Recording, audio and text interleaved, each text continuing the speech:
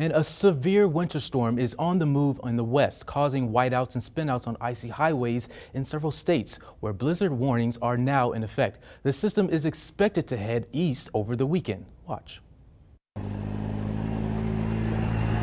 The snow's been up to waist deep. Winter weather in Washington state knocked out power for some residents for days in the mountain communities outside Seattle. We can't call 911. We're running out of supplies. The water's not working.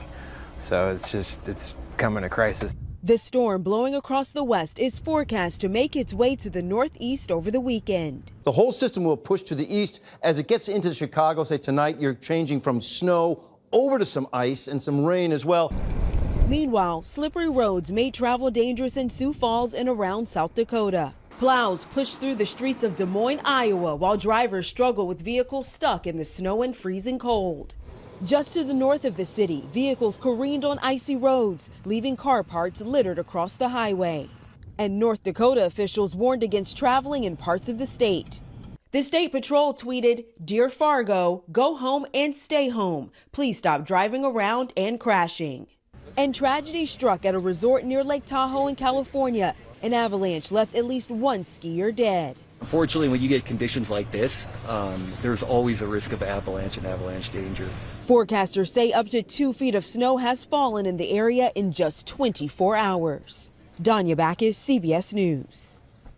All right, so our chief meteorologist Sharon Ray joins us now. So Sharon, some people might be wondering, could some of that same system bring some changes to our weather? It certainly will. In fact, it's the same storm system that started on the west coast. It's tracking to the east, and it just keeps bringing that miserable weather that we just showed you to a good chunk of the nation. Right now, it's focusing, the main part of the system is focusing here in the northern plains. We have blizzard warnings, winter storm warnings, and all of these are winter weather advisories. They had up to 3/10 of an inch of ice in central Missouri earlier today, and that ice also changing to snow as you go to the north. Here's the storm system we're talking about. Big area of low pressure winding up, and it has a trailing cold front with that colder air coming in behind it down to that frontal boundary. That's the front that's going to affect us. In fact, as the storm continues to push to the east over the next couple of days, you can see that takes that miserable weather to the north, the wintry weather there, but we're on the backside of that. We're on the tail end of that system. Of course, we're not going to get